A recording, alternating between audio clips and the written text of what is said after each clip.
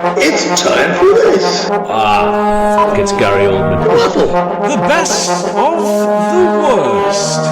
It's cool when you said let's rock because it made me want to rock. I'm always naked. Welcome to Whitty Analysis of Feature Films and Light Entertainment Podcast, the hottest podcast and most naked podcast on the internet. This is episode 13, the Brian episode, and my name is Billy. And my name is not Brian or Billy, it's Sean. It's Sean, here we are. Welcome to the podcast, listeners. We are on episode 13 and we're so excited to bring you our first ever OnlyFans episode. Yeah. And that's why we're sitting here naked.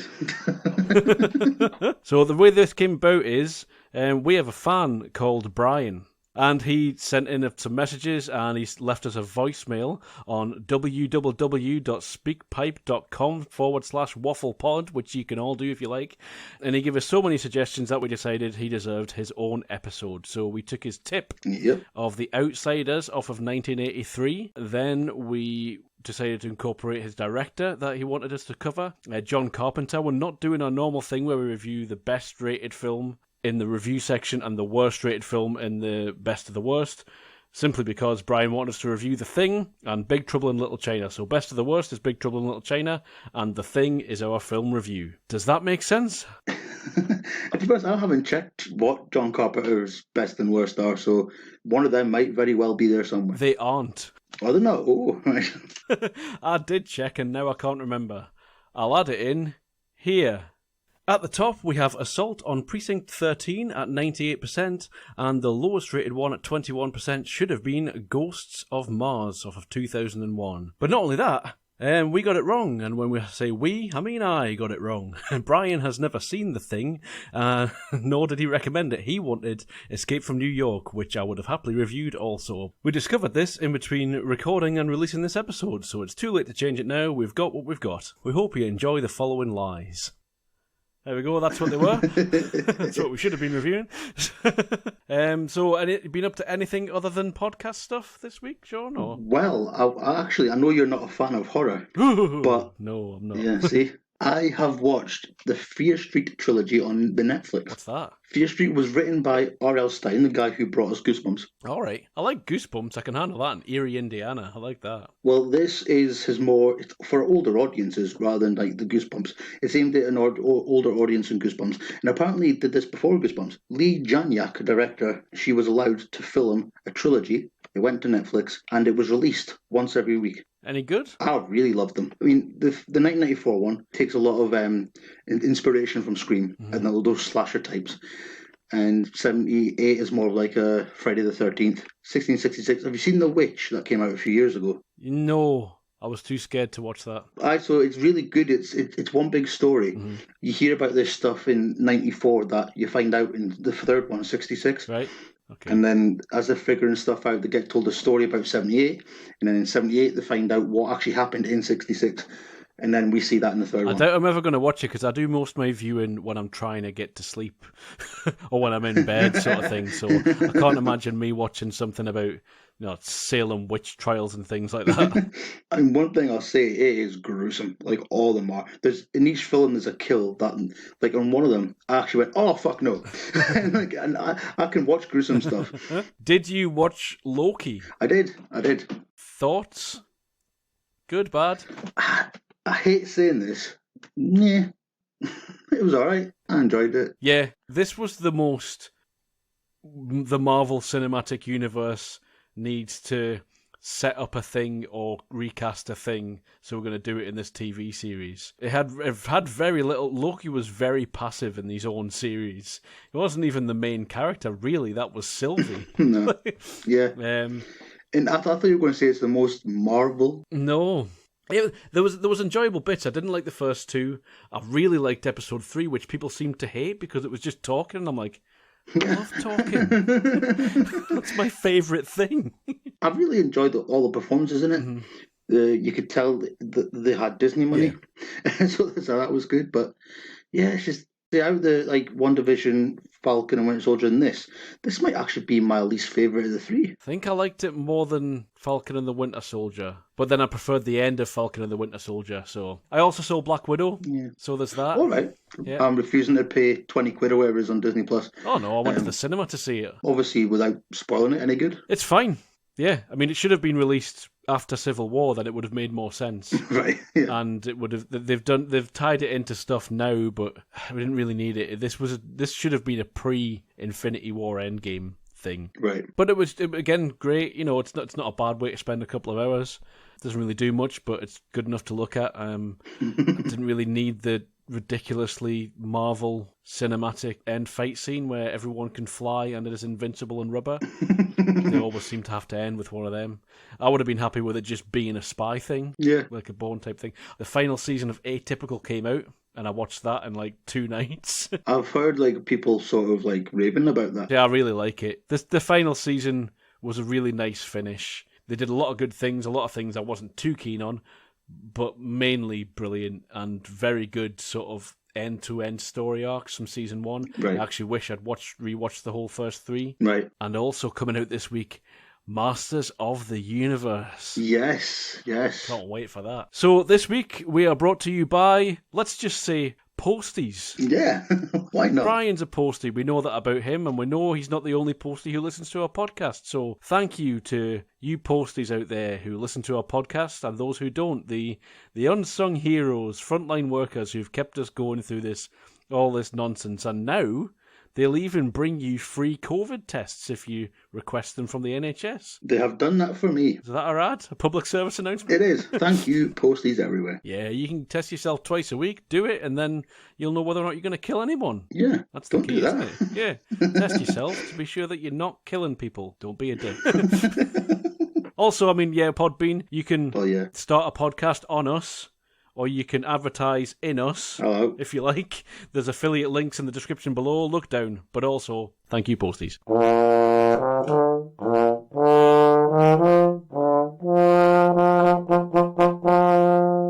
Get your tips out for the pod. Get your tips out, Brian. We have our tits out this evening because it's too warm, but Brian got his tip out the other week, and he suggested that we either watch Krull or The Outsiders. Sean had already seen The Outsiders. The Outsiders of 1983, based on a banned book, filmed by Francis Ford Coppola, starring Matt Dillon, Ralph Macchio, Paddy Swayze, C. Thomas Howell, Rob Lowe, Emilio Estevez, and Tom motherfucking Cruise. Somehow, everyone is in this. So, every fucker's in this film. Thanks for the tip, Brian. Sean, yes. What did you make of this one then? Yeah, well, I'll just quickly give you my 2 cents.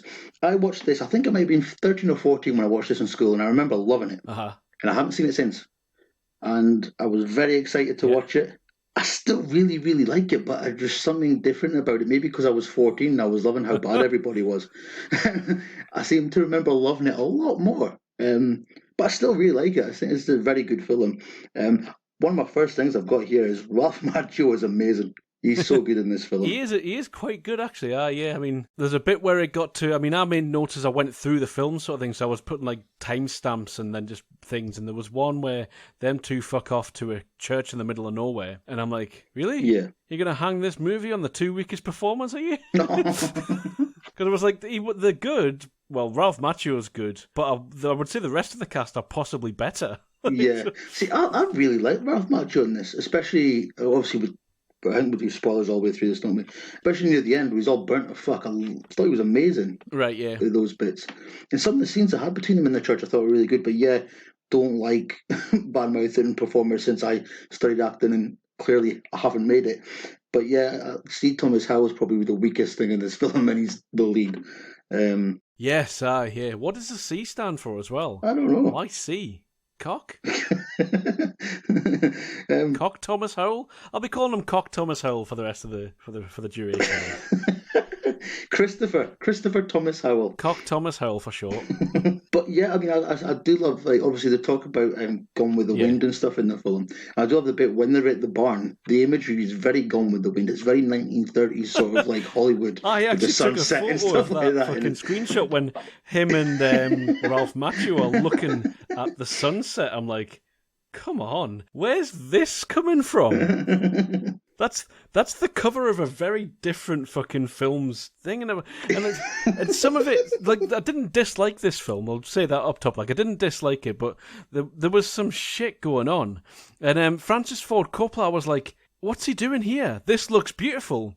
But it's from a different film, like, massive tonal inconsistencies throughout. The scene where that lass drives the car up to underneath that tree in the shadow, it's twilight and stuff. It looks beautiful. Yeah. But what the fuck? What for? Why?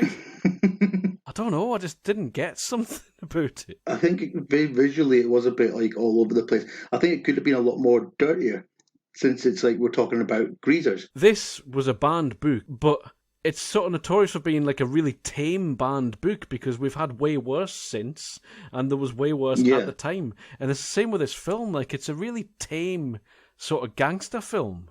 And we've had way more, way grittier and way better since, I think, is the issue. At the time, this was probably controversial and really good. So, because again, tonally, it's the opening credits.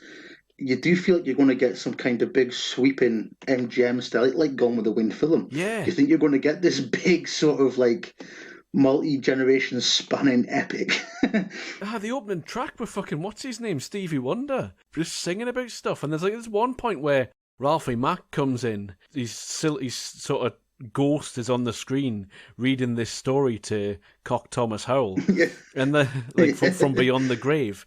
And I wrote down, like, 1 hour 48. This score is fucking miles off, by the way. Like, it's just written for a completely different film. Yeah. No, I was just going to say, it's weird, because that's one thing I didn't like about rewatching this. I was like, because I'm watching it as an older person, I'm like, that's not what I remembered it to be. But I remember just absolutely loving this when I seen it at school. Mm-hmm. One thing I will say as well, it's like the rest of the cast, like you said, I thought were brilliant. I don't know what was going on with. I didn't look into it, so I don't want to slag him off if it's real.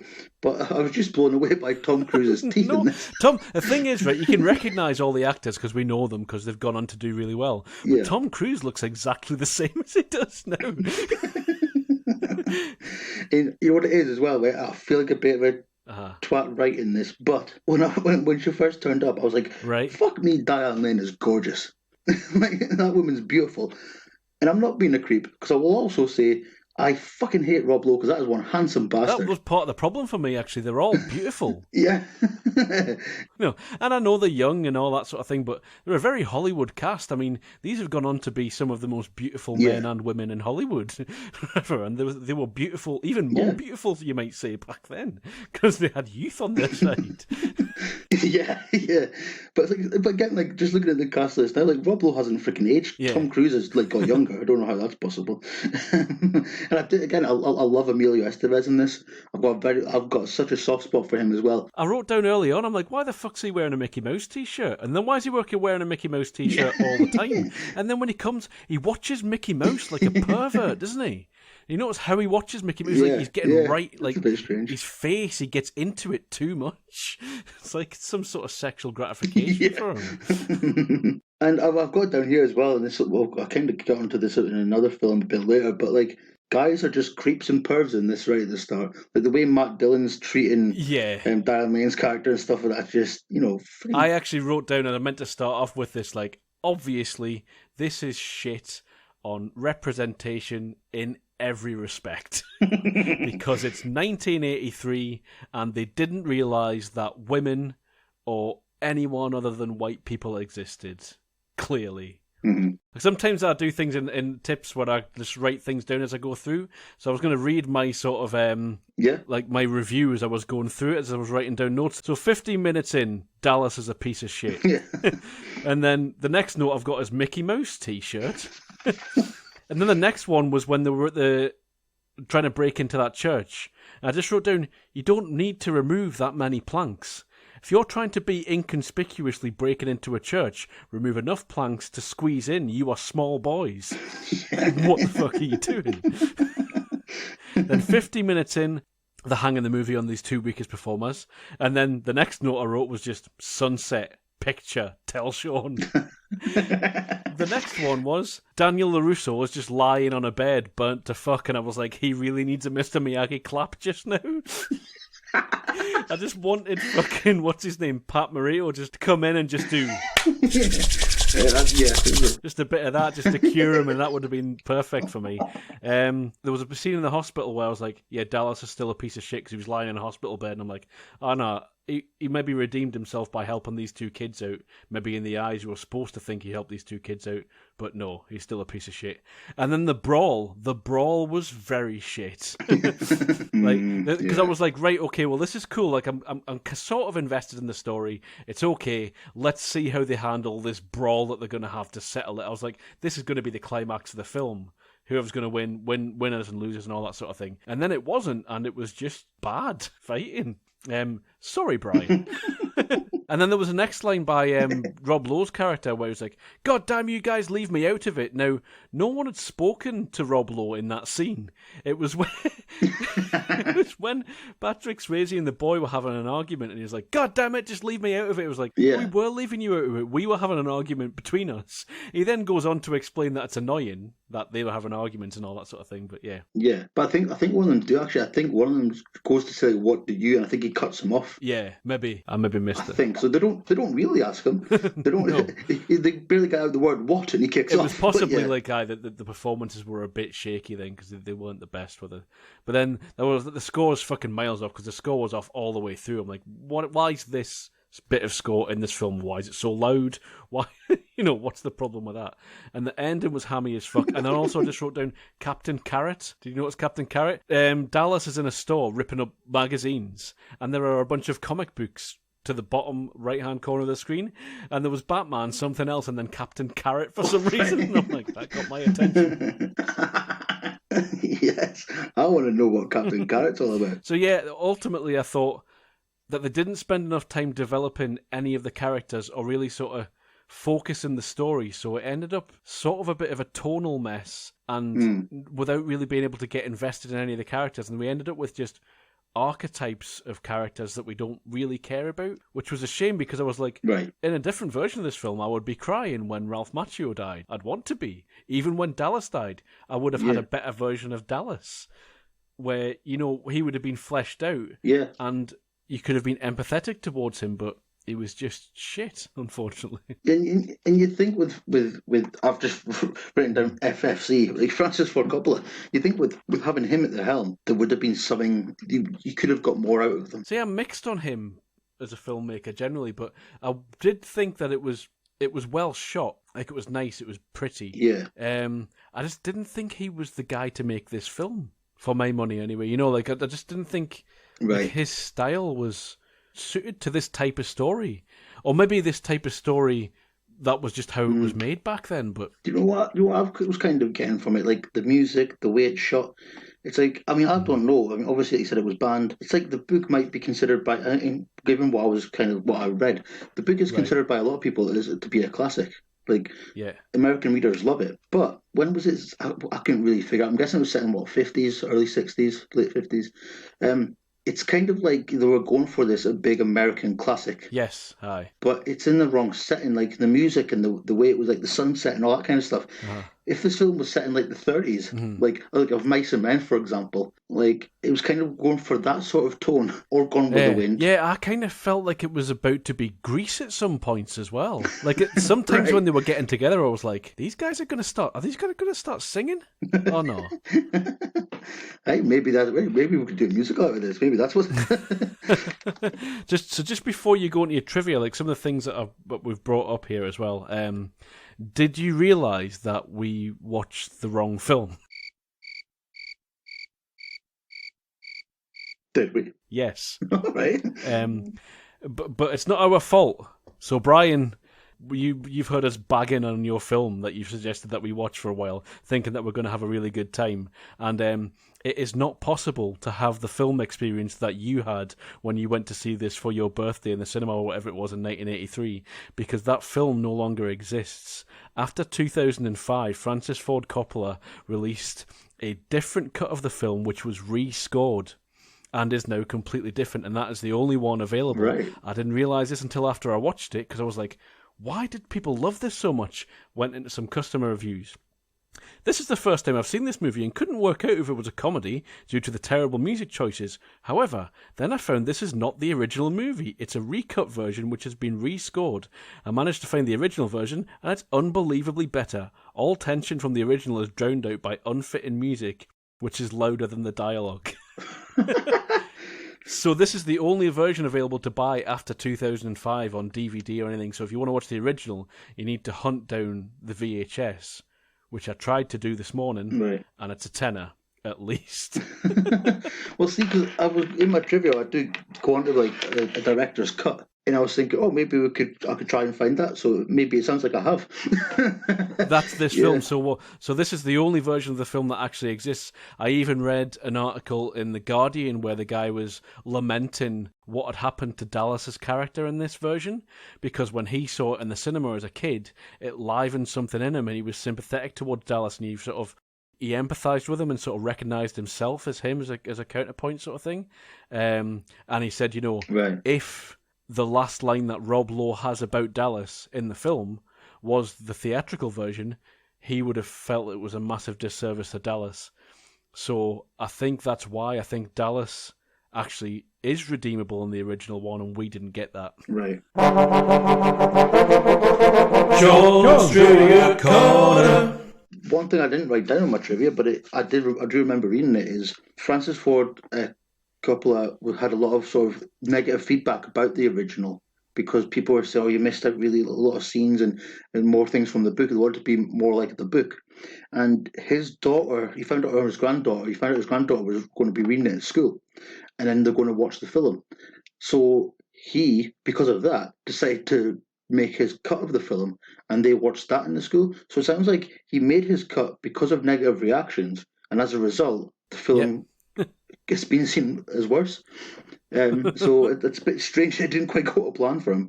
But so maybe because we're back, I'm trying to think when would it have been.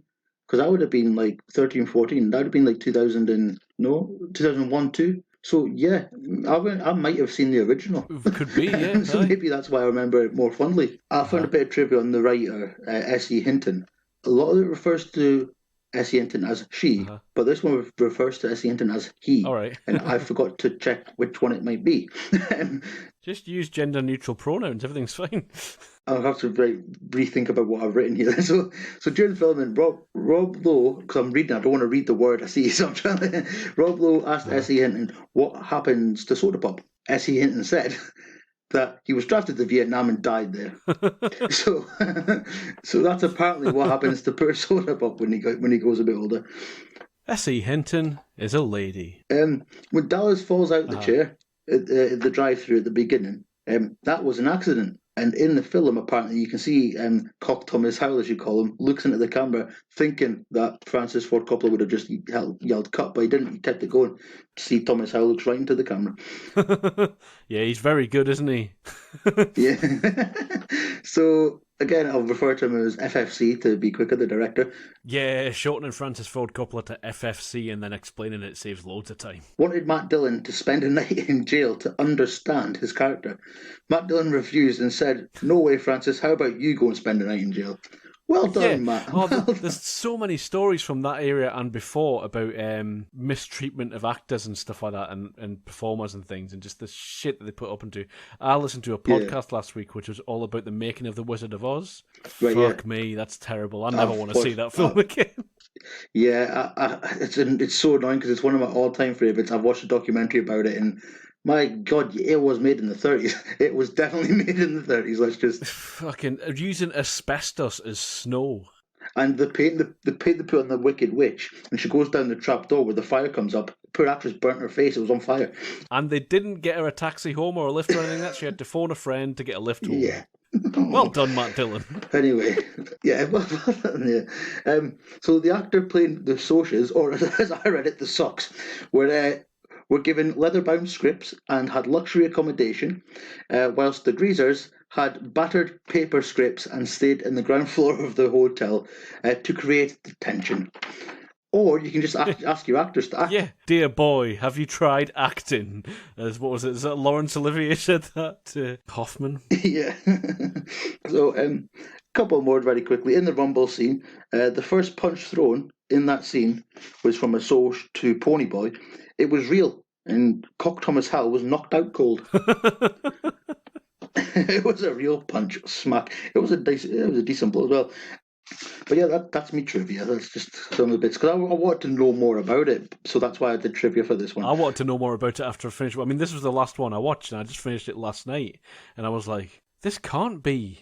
I can't imagine this being the film that someone would recommend phoning into a podcast and going, "This is the one you should watch." I'm like, I don't get why this was it. Well, that's you've probably figured it out. It's not the one.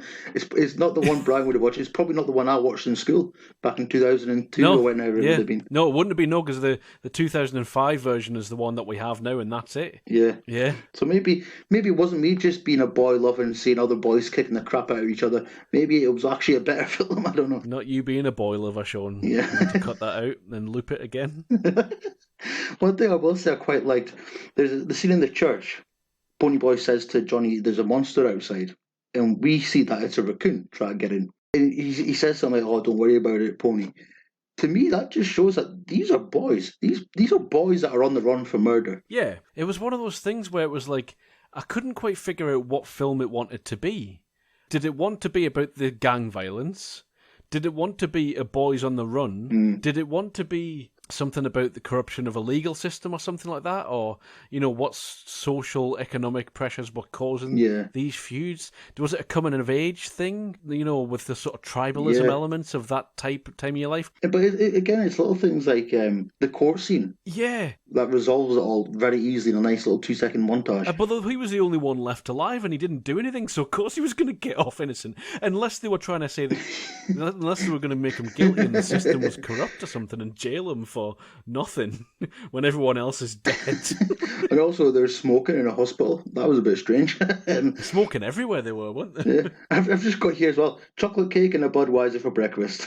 He was such an odd little duck, wasn't he, Emilio Estevez, in this one?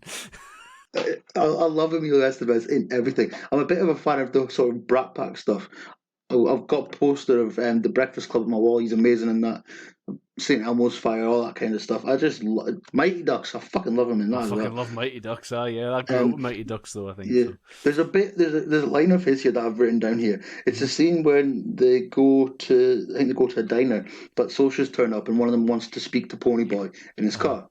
Yeah, and it just cuts to Emilio. They're having this very serious talk, kind of apologising, kind of not. Cuts back to Emilio Estevez, and he just points at another social. Goes, check out their pants. Then it cuts back to the serious conversation. He was left having insult banter with a group of socials, and his trash talk was so bad, wasn't it? It was and they're all just ignoring him. They're all just like, "I'm gonna bite, mate," because the things you were saying don't even make sense. Yeah, man. This probably was way better at the time because there were way fewer films that had tackled these sort of issues. At the time, the things that were coming out were family friendly sort of things. But I mean, the 80s had loads of other films with gang stuff in it. There's Taxi Driver. There's Warriors. I was just going to say Warriors, but I've got a feeling that may be 70s for some reason. I don't know why. Yeah. Well, even if it is 70s, then that was pre this. Yeah.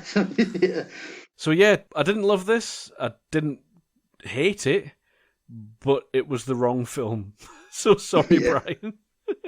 But just so you know, it's not possible to see the right film anymore. Unless you've got the original VHS. Hey, Brian, if you've got that. Cool. So thanks for the tip, Brian. And sorry if we haven't done justice to whatever you thought you were offering us.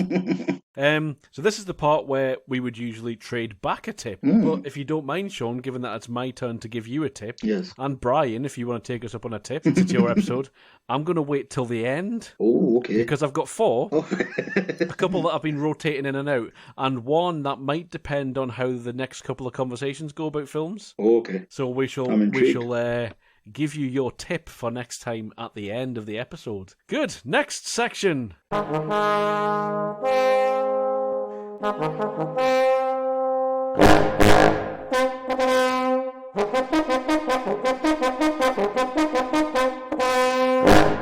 Alrighty then, the film review section. This is where we take usually the highest rated film of our chosen director, but in this case, it's Brian's chosen director. His highest rated film, John Carpenter, is Assault on Precinct 13, but Brian wanted us to review The Thing, as that's his favourite fake news. So we're going to review The Thing. Yes.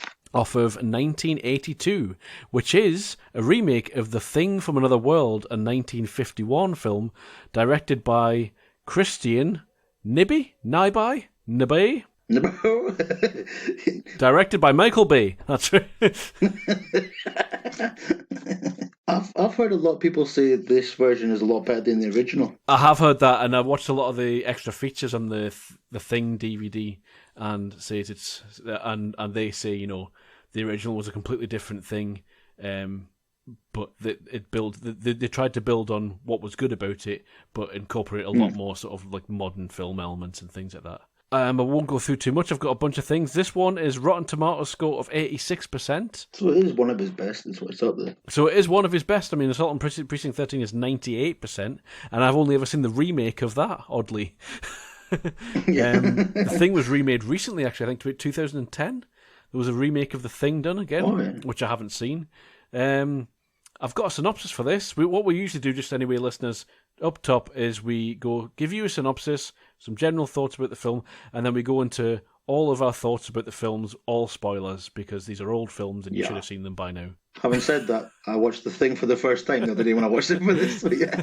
So I've got a synopsis for this, if you'll indulge me a second, Sean. Mm-hmm. So it's, here comes a dog. It's not a dog. It's being chased by Norwegians. Now your mate's the dog. Now we don't know who's what. Now everyone's the thing. Or are they? That's what I got from this film. that I thought was the best way I could describe it. A bunch of people who we don't actually know why they're there get attacked by a thing. Because that's one thing I was like, obviously it doesn't matter in the film. It really doesn't. But all the way through I was just going, why are you there anyway? I don't think we find out. I'm guessing it's some kind of scientific exhibition. But and it doesn't matter to the plot why they're there. But it was just in my head. I was going, why are you there anyway? Why have you put yourself...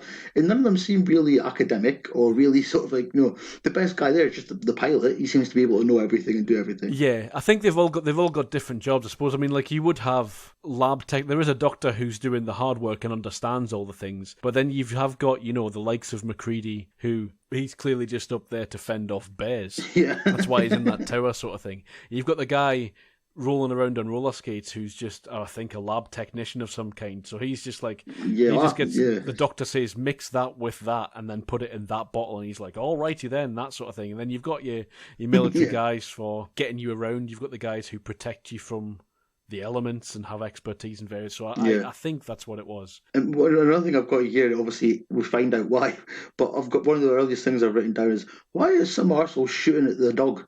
And I think also he needs to practice his aim. Then I've got that poor fucking dog. And then I've got, that's why then I've got the helicopter blew up. That's what you get. Wait a minute, maybe the dog's infected. so to begin with, I was just like, leave that fucking dog alone. Going back to even just the opening credits, and Brian, we bagged on your last film. That's not going to happen for me this time. It may happen for Sean, I don't know. I watched this film a couple of years ago, and I couldn't believe I'd missed it. Like, I really enjoyed it. There was so much good stuff in this. And it was just brilliant seeing an older film, and I'm like, it was like when we watched Jaws, I'm like, this is fucking a brilliant film. This is really, really good. But going back to the beginning, I watched some of the making of. The way they do the Thing title, do you know how that happened? No. He shone a torch through a goldfish bowl filled with water, which was covered in black paper with the words "The Thing" cut out. Ah. He then put a bin bag in front of that, and then a camera in front of that, pointing at it, shone the torch through the thing, and set fire to the bin bag. So if you watch closely, you can just see bits of burning bin bag dissolving as the fucking genius as the light appears. It's brilliant, isn't it? But I mean, I don't know what's happening here, but Another example of course something like that is The Wizard of Oz. It's like a lot of the special effects in there. It's like when you see the house falling towards the camera, he just dropped the toy house away from the camera and reversed it. And like and the tornado was just a big sock in the studio and tied to the bottom, tied to the Yeah. top on wheels, and just chucked a bunch of dust and big fans and blew it around. And it looks so real. It's great how it doesn't happen as much these days Yeah. because of all the special effects. But I just love that creativity. I mean, what made him even think that? I tell you what, give me a goldfish bowl, give me some bin bags. I've got an idea. And it's so cool the way the title reveals itself Yeah, on the screen. Like, it's yeah. really good. The thing I think we've got today is when you see visual effects that you don't notice. Yeah. You know, when you find out something is a visual effects, like, I don't know, the birds in A Beautiful Mind or whatever. Iron Man's Yeah, suit. right. That sort of stuff. You're like, oh, it must be a pain for Robert Downey Jr. to wear that suit. He's like, I only wear like a glove. Or like Yeah. a swimsuit with a bunch of dots on it. Essentially, isn't it? Yeah. So I think that's the equivalent of what we've got now. But so much work goes into this, and so much work goes into creating effects in films even now. But Yeah, physical, practical work, and you can see why people who love this sort of thing. yeah, and it's all over this film. Like, The creativity of Rob Bottin is absolutely something amazing in this. brilliant. I watched how that scene where they're giving the electric pads to the guy that's trying to resuscitate him, Yeah. clear, and then the hands disappear into the chest, clamps go down, rips off the arms, and then his head starts to come off and all that sort of thing. Yeah. Watch the extra features if you have any extra features, or I'll send you the DVD. What happened when they made that film? They almost blew up the entire set because the stuff they were using was toxic and dangerous and things like that. It's mental. And they left it for so long that the room filled up with fumes, and then when they finally lit something, everything went kablooey. Sorry, I'm getting really excited. No, it's because I've always avoided this film because like I said, I don't mind horror. I like horror, but gruesomeness, Yeah. like sometimes I'm a bit, and especially older films, and you can tell it's like made, and it's prosthetics and all that kind of stuff. And I've seen a couple of images from this film, and I'm like, nah, it looks a bit too gruesome for me. And what gets it is, but it's not just the visual; it's the sound effects. Uh-huh. Like when the guy's screaming when he's turning into the thing, and it's kind of a distorted sound. Oh, it just sent a shiver through me. Like you mentioned the scene where the guy's stomach opens and the teeth just appear, and I literally went, whoa, like I felt a bit sick. It's when they just pull out his arms and stuff like that. I mean, I don't like gore, but I loved all of the stuff in this. And when you see like the dog turn, there's a bit of a dog, and there's a guy's face just half there, and his jaws not where it should be in line with his eyes, and it's fucking horrible. Yeah, it made me feel sick. But it's meant to. Well, yeah, that's the thing. I mean, I listened to a lot of Rob Bottin speaking as well, and he was saying, you know, his idea was that he went and pitched to Carpenter, and he said, well, the whole thing about this is, and it wasn't in the original film was just a guy, and it was scary, and you didn't know where he was. But he says the whole thing about this is that it's a creature that can take any shape and form. So why wouldn't we show it in a different shape and form every time we see it? It can take the form of absolutely anything, and it has crossed galaxies, eaten up all kinds of different beings and all that sort of thing. So why... this can be anything. So Carpenter sent him over, Rob Bottin, to a comic book artist, and Bottin basically spent a couple of days with him saying this, and this, because Carpenter just couldn't visualise what he was talking about. So they drew out everything, and some of the sketch work in that is not only amazing, but it's so close to what they actually did on set. It's amazing. And took it back to Carpenter, and he was like, can you do all this? And Rob Bottin was like, yeah, of course I can. 21-year-old, young, dumb, and full of cum. It's just like, I can do all this. Yeah. And then he went away to think about, how the fuck am I going to do all this? And he almost killed himself. He ended up in hospital. Because he was working like 36-hour days over a 24-hour period. Like he was sleeping in the locker rooms at work and stuff. He did end up in hospital, but you know, we all burn ourselves out when we're younger and getting excited about work. Yeah, I've been there, done that. Well, especially he's 21, whatever he was, Hollywood, big film. Yeah, I'll do that. And then It's only when you're in the process going, okay, now I need to figure out how I'm doing that. And I don't want to fuck up, so I'm going to work myself to the bone. Well, that's it. I mean, you're 21-year-old, you've done a couple of things on films, but you don't know how to take a team and make them do all the stuff that you want them to do the way you want them to do it. So that's a new skill that you've got to learn, I suppose. So. But and I mean this in the best way possible, but his work is fucking horrible.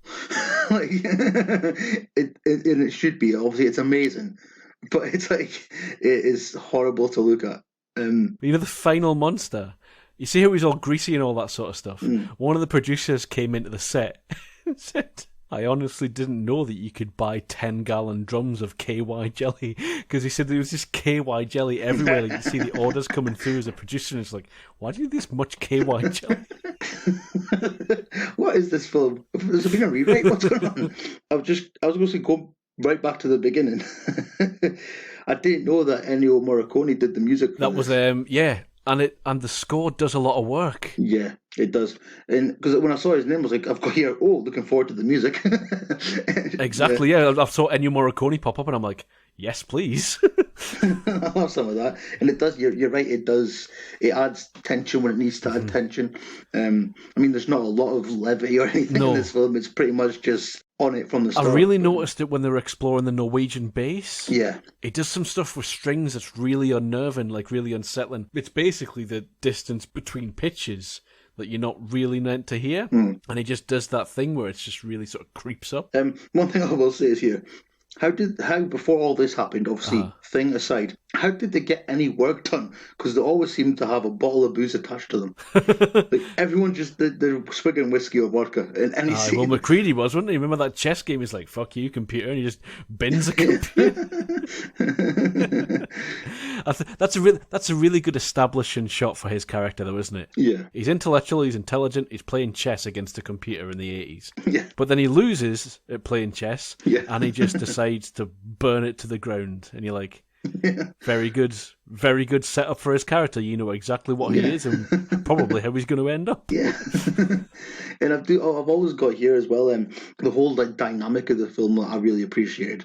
And I think they could have maybe played it a bit more, but it's a whole paranoia aspect sets in. Like, one thing I did find funny is they did seem to just accept that this was happening.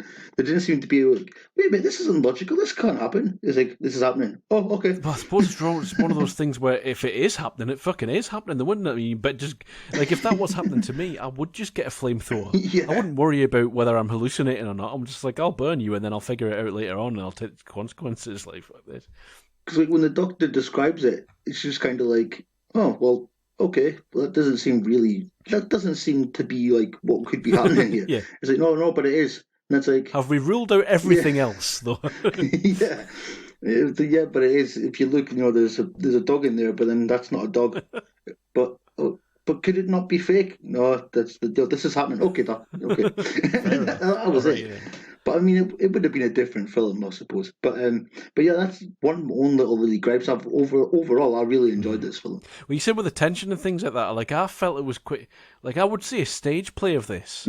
Oh, aye. I think it'd be great because it felt quite stagey, as in like it felt for me sort of brought back Reservoir Dogs, 12 Angry Men, Unknown. I've seen a stage play of Reservoir Dogs. I could quite imagine it because it's that sort of set. It's like you have a location, throw a bunch of characters in, make them scared of each other. Yeah. And the thing is, you don't know which one the thing is.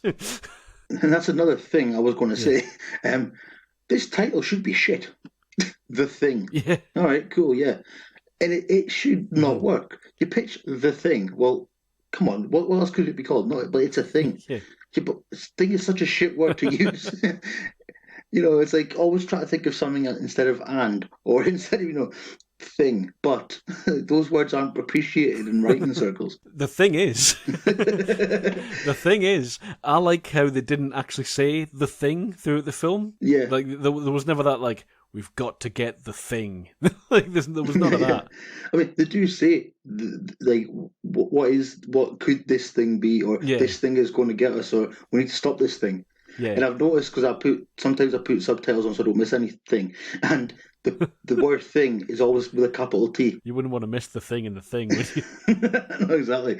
So that stood out to me. But you're right though. They never said it like, "Oh, we're going to go and get the thing." They don't really do it like that. They'll just say things like, "This thing needs to be stopped." When you find out who this thing is now, or this thing could be anyone. But they don't. Yeah, they don't do it like that. But then the subtitles kind of ruined it by putting a capital T every time they said it. Well, that's the subtitles. That's interpretation of whoever's writing them, though, isn't it? That's maybe not what the script was. Yeah. Well written by Bill Lancaster, I thought. Dialogue's pretty good. It's well put together, and he's mainly done shit. Yeah. To be honest, I didn't really look into what else he had done. But one thing I will say, and again, it's not. If it was done now, then it might some of the characters might be female.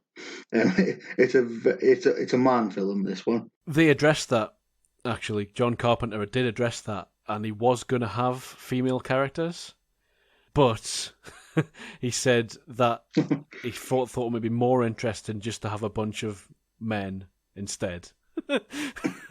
I don't think that really justifies anything. I sort of got the feeling, although he didn't actually say this, At least he's honest. I sort of got the feeling that he was meaning that they didn't need a love interest. Yeah. So we didn't have any women in this film, sort of thing. Because and again, obviously, it's wrong no matter what way you see it. But back then, those kind of only for what I can only imagine they were doing. Like I said, I made up the mind that they're on some kind of scientific expedition. Expedition. What did I say? Exhibition. Did I? Expedition. Like back then, it's shit to say, but it's true. A lot of female scientists wouldn't really. A lot of them wouldn't have had those been put in that position, have those jobs. And it's a film. You've got creative license. I think they would have done at that time, though. By that time, women were doing a lot of stuff in science. Yeah, I'm not making, like I said, I'll put that. I'm not making excuses. I can maybe get where they're coming from, but for a fact, if it was made now, some of those roles would be females. Because I was thinking that all the way through, and I saw the opening credits. I was like, "There's not a woman in this film." I was like, unless she turns up near the end, and so she doesn't get an opening credit. I never thought about it, but then I'm not a woman. That's one of the things, isn't it? Like when I first watched it, I'm like, right, I never thought, there's no women in this film. But see, I only noticed it now because obviously when we talk about films, we often bring stuff like that up, and I'm so much more aware now. I mean, it fails the Bechdel test on question 1. Yeah, yeah. Does it have more than one woman in the film? Doesn't even have one. Oh dear. Yeah. But yeah, so I didn't really like. There wasn't a lot I didn't like about this film. Again, obviously, the fact that not one woman. It's not that I don't like that fact, but it is an issue. Obviously, there's some of the just me. I just wanted to know why they were there. I don't know why that bothered me so much. Well, there was one thing I noticed at the beginning, like the guy when the dog's running towards him and stuff like that, and the Norwegian's going a bit off. There's a guy who just, without thinking of any other solution, punches out a window in an Arctic storm shelter to shoot at them. It's like, don't punch out the window. That's what's keeping the cold out. And it wasn't just like a bit of a wooden frame as well. I mean, this shack didn't look very insulated. Well, they did build it in like a I think it was Alaska or something like that. Well, yeah, somewhere along those lines. And we actually went to it, but most of it was actually filmed so they could see the breath and all that on chilled studios in LA. Yeah, yeah, you'd have to turn them studios down, like get in LA. They wanted to see the breath basically on stage, and it turned out you didn't have to turn it down that much. It was all about humidity and things, so they were spraying water to make more humidity and chilled the sets, but it was actually roasting outside, and it was like one of the hottest times in LA, so it was been great to go to work and like it's sweaty as outside, and then you're like, oh, I was thinking that actually a couple of nights ago when I was watching it, sweating my own ass off, trying to think I'd like to be in a situation like this just now. Yeah, I was sitting there watching this with like a nice lolly, like a massive glass of water next to me. Just absolutely melting. It's a lot of film for the money. 10 million it cost. Right. 19.6 million it made. Oh. So it made money, but it's a decent return, I suppose, isn't it? But you could never make a film like this for 10 million now. Nah. This is 55, 60 million. Oh yeah. And what's really weird is most of that would have went into all the computer stuff to make this look really good and scary. And when you watch films from back then, even maybe 10, 15 years ago, and there's a lot of visual effects or practical effects. You're waiting for it to look crap. Yeah. And I was just thoroughly impressed with all the stuff in this film. They did really well. Especially the bit at the end when he shoves his hand in his face. Aye. His hand's just melting into the guy's face. It's freaking. One thing I did miss though, and I don't know what happened. I must have just looked away for maybe I was making a note or something. Uh-huh. You mentioned the guy on roller skates. Where did he just? I'm guessing he died. He got pinned to the ceiling. He got. It was during the petri dish testing phase. No, he survives to the end. It's him. The guy who gets a hand in his face, and Kurt Russell. Was it him? All right. Yeah. All right. Aye. They go down to find the dock. And also, the doctor puts his hand in that guy's face. But I'm guessing the roller skate guy died just before that because I'd never seen him again.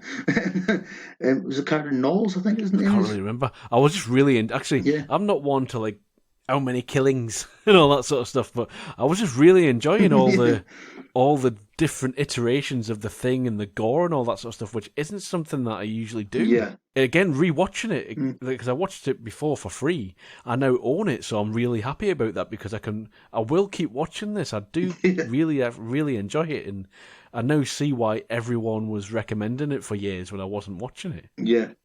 Well, that's like we mentioned with Jaws. I'd watched a bit of Jaws when I was younger, but I never really properly watched it. And it's only through doing this I properly watched. I'm like, it's about time I freaking watched this. It's about time I watched The Thing as well. I actually have one negative that I was going to say.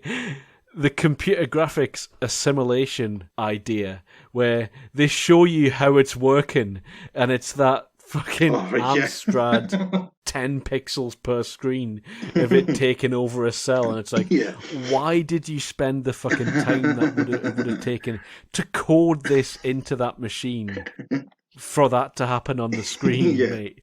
Get on with preventing it from happening. Yeah, I thought that was kind of come out of nowhere as well.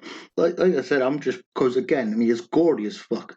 So I wouldn't be in a rush to watch it again, but I will probably watch it again. No, I mean, I wasn't really in a huge rush. I've watched it a couple of years ago, but I now I'm like, yeah, this could be every couple of years film sort of thing for me. The thing is, the one thing I was going to say as well is I mentioned it briefly before, the sound plays a part in this, like the sound design. The sound of the thing turning and mutating, and like the screams they make, like the face makes when it's turn into a monster and stuff like that, and when the head's pulling itself off the body, and just the sounds freaking horrible. It adds so much.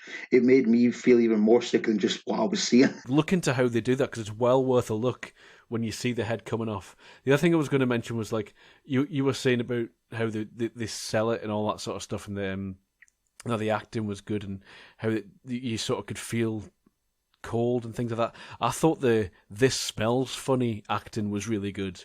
When they brought that thing in from the Norwegian shelter and everyone was like, "Phew, this stinks." Like, you really got the sense that really was stinking, whatever it was they brought in. Yeah. Because not that I looked at everybody, but I didn't see anybody like making it obvious that and like waving their hand in front of their nose. It was just like a turn of the head, and like, it was how people act. It was, yeah. Hi. Oh. I've just noticed a note on my fucking in my notes, and I'm like, I need to get this up now. I don't know whether to save this for the end, because I've got a couple of things for the end. Have you got anything else you want to say about this film particularly? No, other than just like good choice, Brian. Not really. It's about time I watched this film, and I'm glad I did. So my question for you for the end: who is the Thing at the end? Do you think? Are they both the Thing? And that's why they don't feel threatened by each other, and they're okay just to share that drink? Because I wouldn't be drinking from the same bottle as the Thing. Yeah, that's because to begin with, I thought, they've got rid of it then, and then I was like, maybe not, because they do kind of look at each other. I was thinking it could be both of them, because like you said, especially with the sharing the drink thing. But then again, maybe the guy, and is it Keith David, the actor? Yes. So he takes the drink, doesn't he? Kurt Russell gives him the drink. So, and then Kurt Russell smiles. So I was thinking they both are, or Kurt Russell is, and the guy hasn't twigged. The other read I had on it was that they've both just accepted that that's them fucked, because no one's coming. Everything's burning down, and they've got no shelter, and it's 40 degrees below. 40 degrees below, incidentally, is where Fahrenheit and Celsius meet. So it's a global thing. Oh, So you can say 40 degrees below and everyone knows how cold it is. Yeah. I've never thought of that before. So yeah, I thought it was like they both know they're screwed anyway. But then I also thought, what if they're both the thing or one of them's a thing, and whoever's a thing is just thinking, well, I'll just freeze and come back when they defrost me again like I did last time. Yeah. I don't know. It's an ambiguous ending.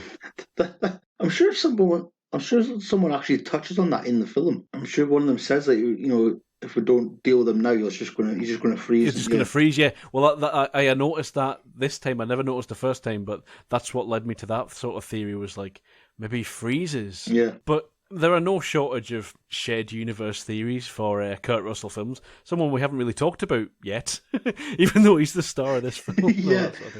But I really, really liked this one whilst digging. Ready? MacReady survived the end of the thing because he was picked up by Santa Claus and brought to the North Pole. MacReady then killed Santa for being a bitch and assumed Santa's role, and his adventures chronicled in the Christmas Chronicle films. The Christmas Chronicle. I want that to be true so much. I just like the fact that this guy adds in that Santa was being a bitch. So MacReady just killed him. Oh man, I love that theory. I want that theory to be real. I want to see that film. The thing is, we should just call it The Thing Is. I mean, I knew I liked this film, and I'm glad we both did anyway in this. Yes. In this case. Dean Cundy DP, forgot to mention that. But we'll get on to him later on, I think, because he's also DP in the next one. So yeah, Kurt Russell was in that film. We didn't really mention that. Very good. He was. Found it was funny that he was just wearing a light jacket with a hood. Minus 40 degrees outside, but he's like, I'll just put this bomber jacket on, everything will be fine. Yeah. He'll be alright. Don't have to worry about that. Yeah, I don't think I've seen a few of his films, but maybe not lots. But I've not seen anything in him that I don't like him in. No. I like him in things. He's a bit similar in everything that I've seen him in. But... And I mean, like when they were cast him in the Christmas Chronicles and said he was going to be Santa, I was like, what? What? And I've only seen the first one of them, but I didn't mind it. I didn't like the first one just because of the elves. Once I got past that, I really loved the Christmas Chronicles too. I've not seen. I wouldn't have to watch. I've not seen it. So good. And then I think I might like the first one a bit better if I go back and just enjoy Kurt Russell's performance. I think. Yeah, Kurt Russell's really good, and John Carpenter created an amazing film in this. I can see why people love it. Very good.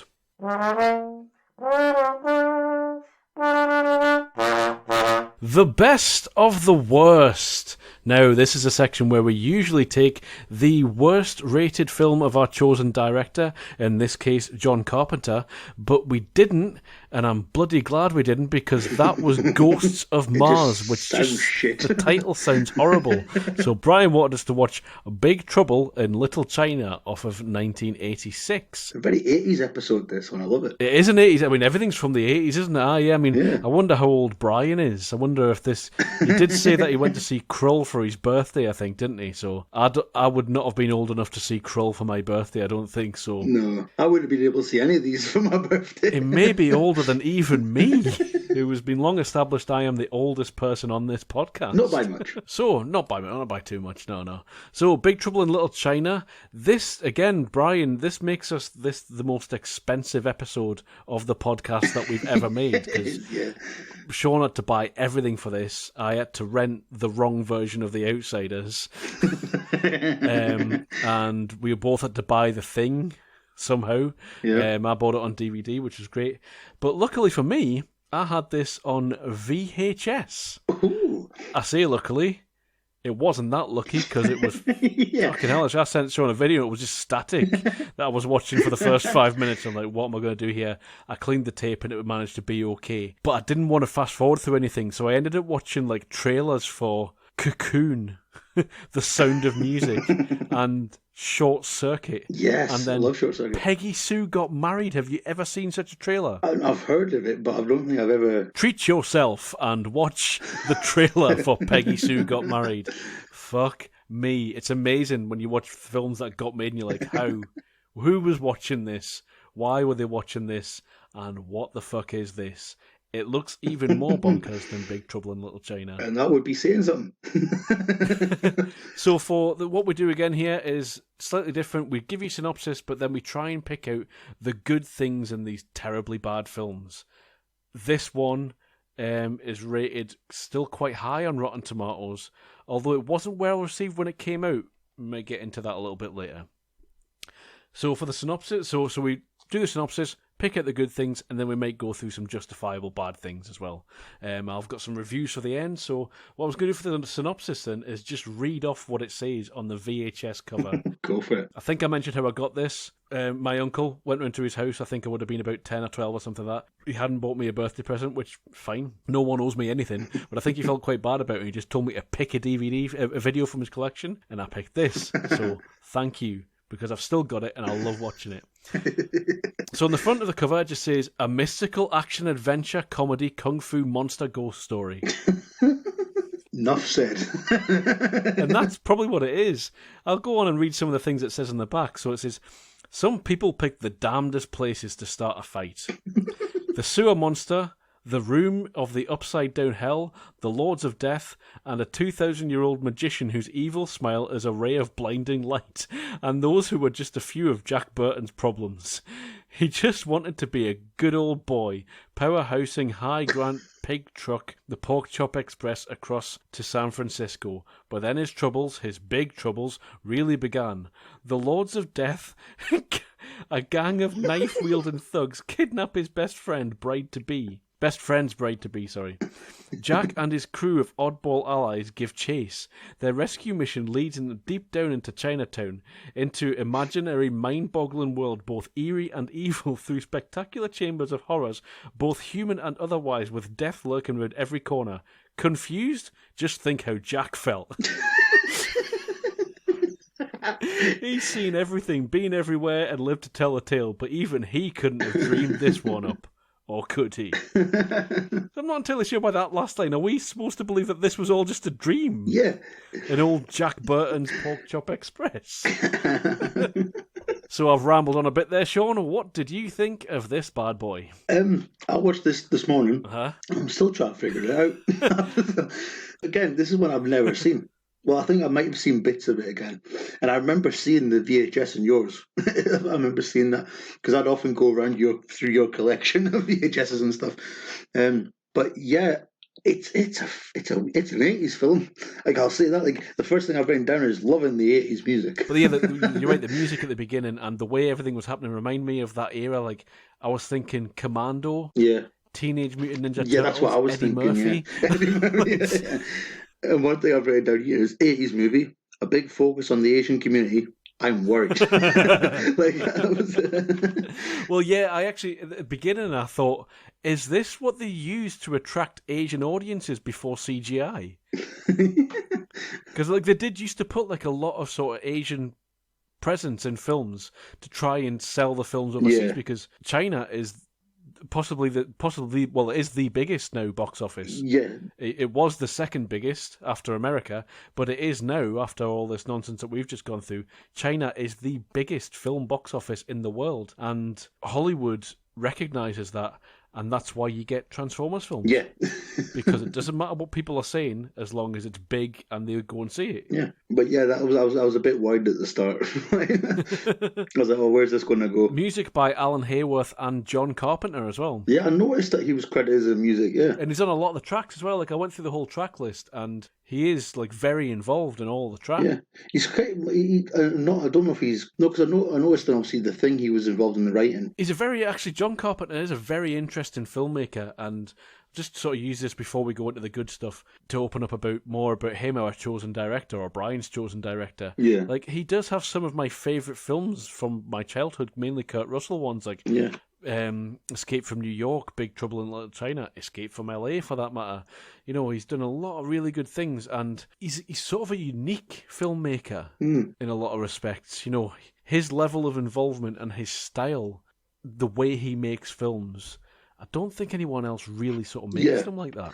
He's one of those directors who you can tell if it's one of even though they, like I said, they're quite different, but you can always kind of tell if it's one of his. You can, because it's got Kurt Russell in it. That's who you Well, can yes, tell. Kurt Russell in it, yeah. But some directors have a feel, even though they might try different things, they've still got like a feel to them. You kind of Michael Bay is obvious, lens Yeah. flare and close ups on an ass.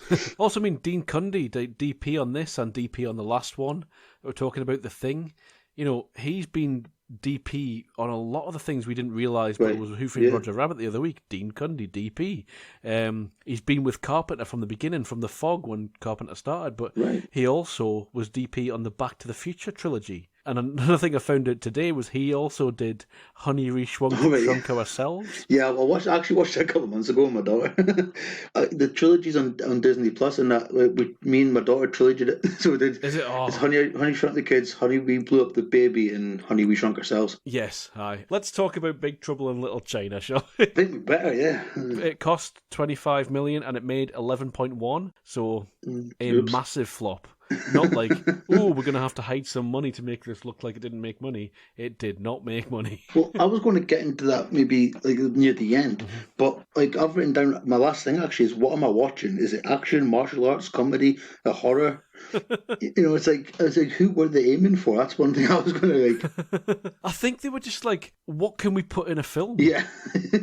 Because when you read that thing off the front, I mean, it does cover mystical action, adventure, comedy, kung fu, monsters, ghost story. Yeah. And for that reason, it wouldn't have been allowed to be released in China because they're not allowed to see ghosts, are they? Yeah. No thank you to that. Maybe that's how they got away with being so racially insensitive in this one, which we'll get to in the bad stuff. Yeah, we'll get to it. You go with a good thing. Kurt Russell. Yes, I have him on my list too. And I did. Where's his name? His best mate as well. I liked him. Wang Chi, played by Dennis Dunn. Wang Chi, Dennis Dunn. I thought he was fantastic. Like both absolute standouts in this. The chemistry between. I was going to say brilliant chemistry between them two. And I don't recognise him. I'd quickly look into his IMDb there, but it's like, there's not many things. I don't think I've seen him in anything. So, no, he's the cock Thomas Howell of this one, didn't he? So yeah. he did one film and that was pretty much it for him, which is a shame because he was really good. I mean, he was still going up until 2018 was his most recent thing he's done. But yeah, I liked him. But Kurt Russell sells every fucking line, doesn't he? Every line he has. Yeah, I mean, he is again. He's him. Mm-hmm.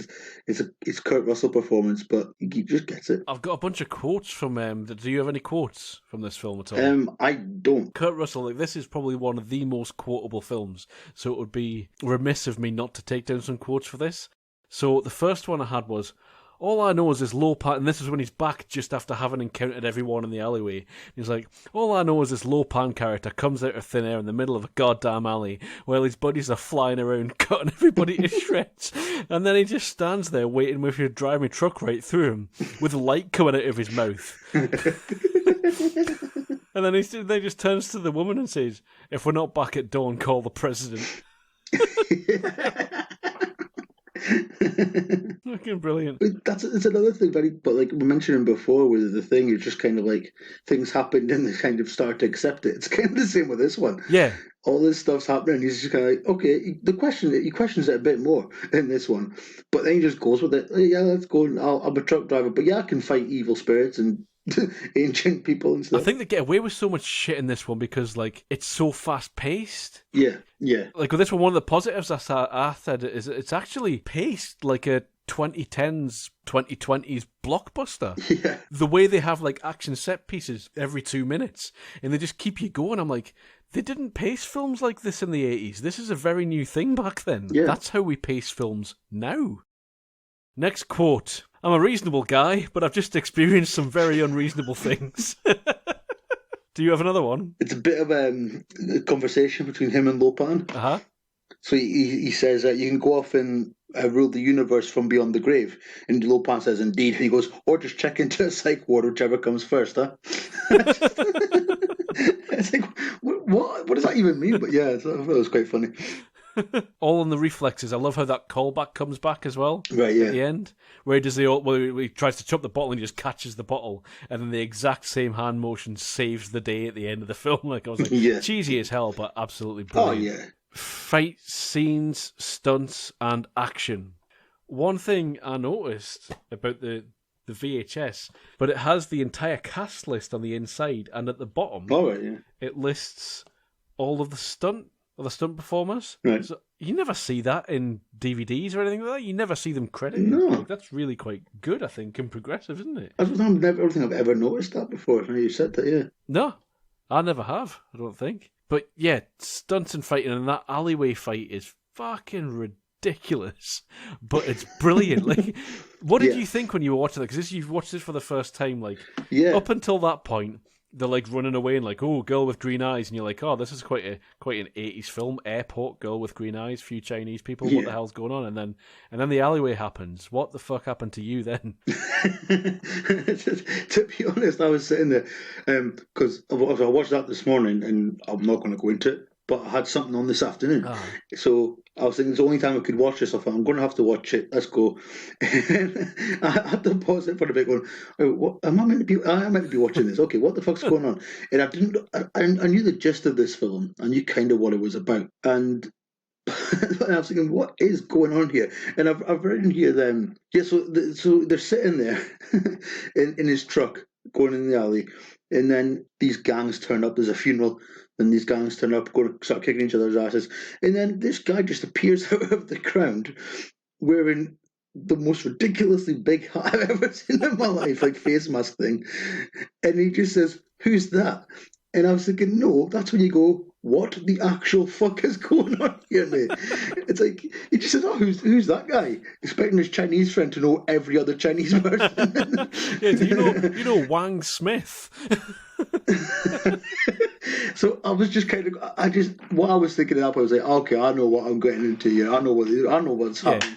You thought it was like Chinese gang warfare, didn't you? Like, oh, what's going on here? And to be fair, like Wang Chi did know a lot about that. He was telling Jack Burton for a while what was going on, didn't he? He was like, oh, that's these guys, and then and then like he was like, who's that? And then he was like, I'm out my depth now, sorry. Yeah. One thing I didn't notice, so when they're doing the little bet at the beginning, obviously you mentioned with the bottle, and he says nothing or double. Yes, that's sort of what we were talking about the other week, where they sort of, when you learn English as your second language orally, and you sort of mix up colloquialisms. Because they do another one at the end. They run away from something, and he says fast and jumps through like a gap in the door or whatever. Okay. I was like, why not quick? I think that's what it is. Yeah. I never picked up on that.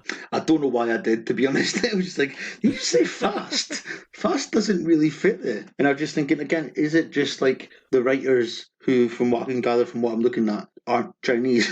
Yeah, I think it's probably just more racial insensitivity, to be fair. Yeah. Like, oh, that's probably something a Chinaman would say. That's probably what they're saying. Sorry for saying that. Terrible. Might have to but that's what they would have been thinking.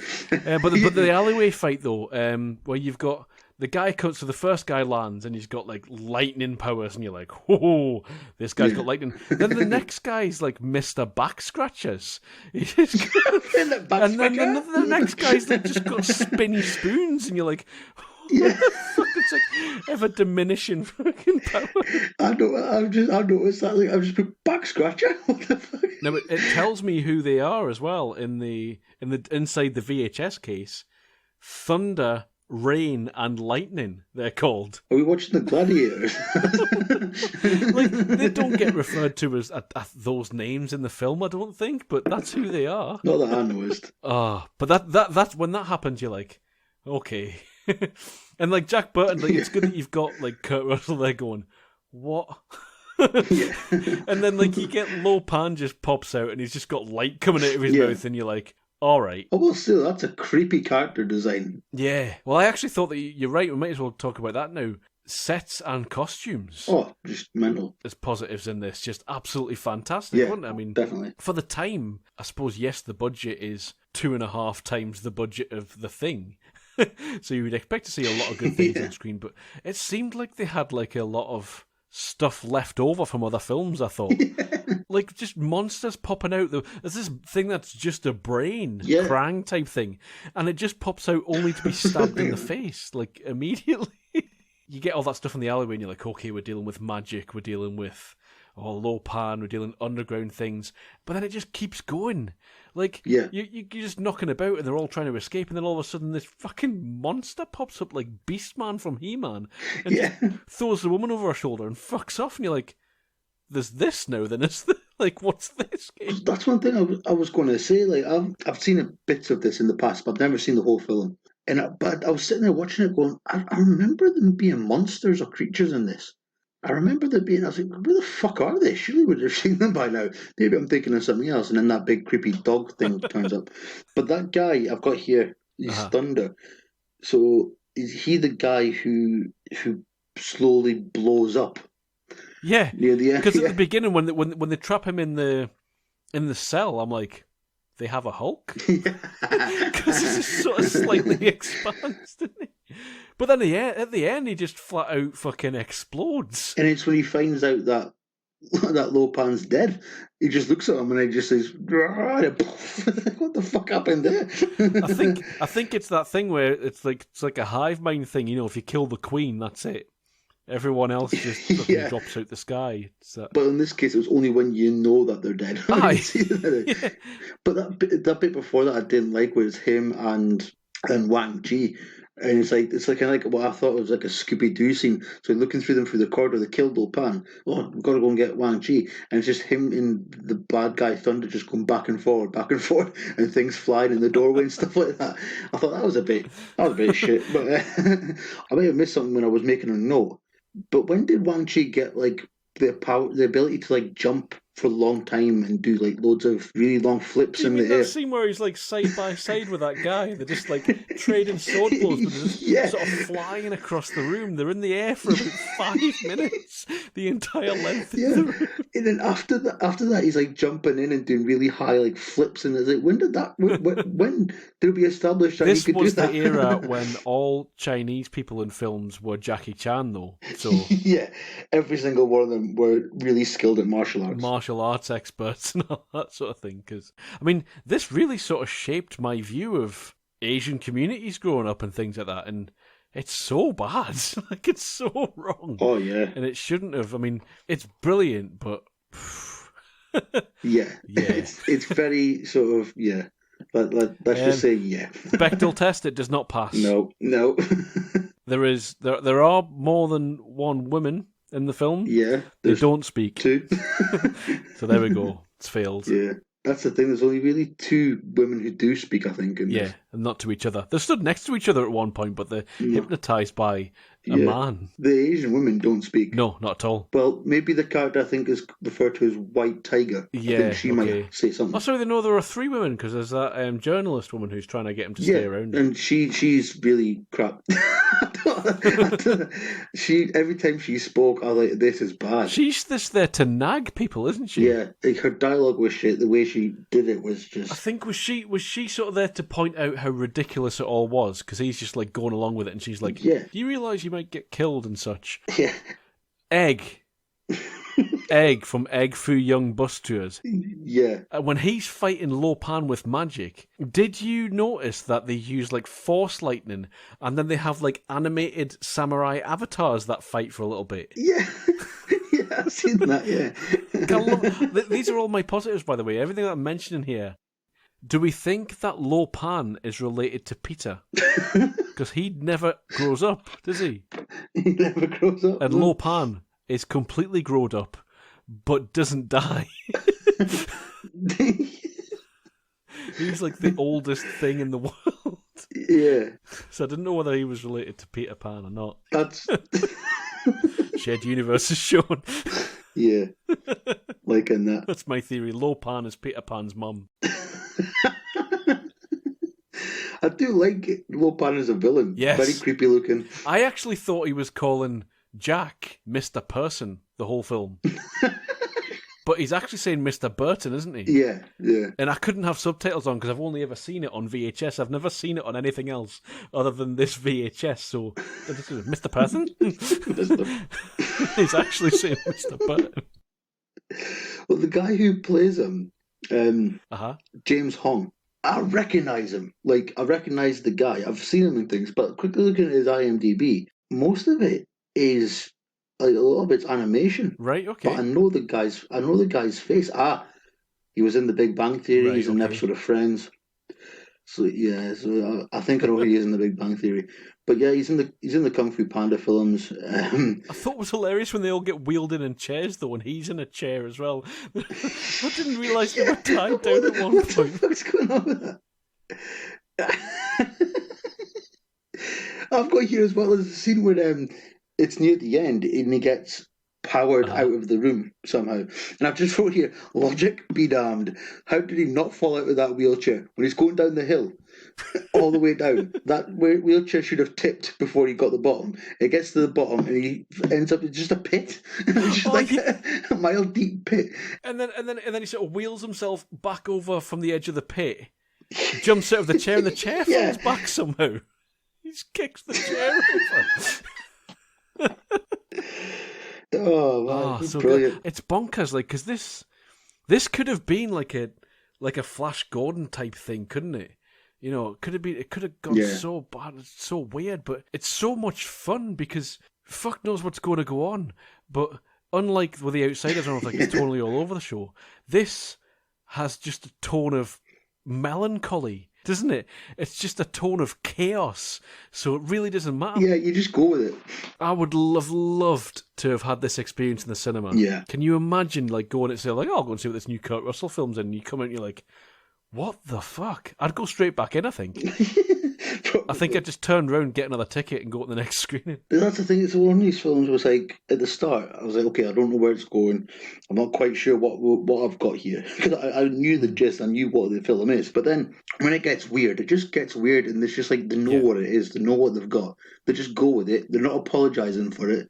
Yeah, this is what we're just going to throw. Anything you can think of, we're going to throw at this thing. It's like improv, isn't it? It's like really good improv. It's like everyone was in the writer's room going, yes, and? Yeah. Yes, and? Just fucking yes, and in every single idea that comes up. Like, Egg has a Batman crossbow winch that he saves everyone with. Where was he hiding Yeah. that? I And was like, where... what I loved about that is like, how did he get up there anyway? He just goes, never mind. Never mind that. And I just sets the winch down, and I just, yeah, he just goes, oh, he says, oh, it doesn't matter whatever he says, but it's like, don't worry about that here. And he puts the winch thing on, and that's it, done. Because I used to think that this made a whole lot more sense to me, and maybe it's because I was taking notes at the time while I was watching it this time. But the whole, why does he need a woman with green eyes, and then it's two women, then he's back, but he still needs the women.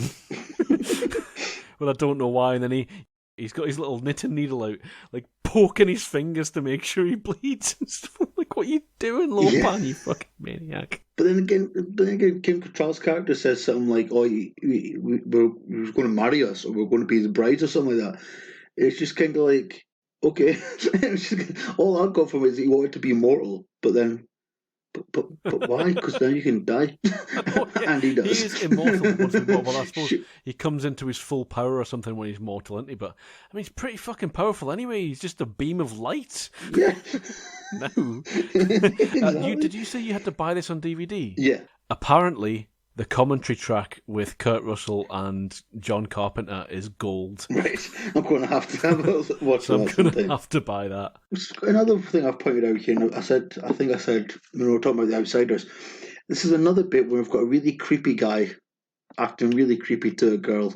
Like at the start when he first meets Kim Cattrall in the airport, he just goes over and He does, yeah. ledges all over her, and he's a complete creep. She's like, I'm doing something here, I'm working, piss off. I'm busy, and he's like, do you want to fuck? It's like, no.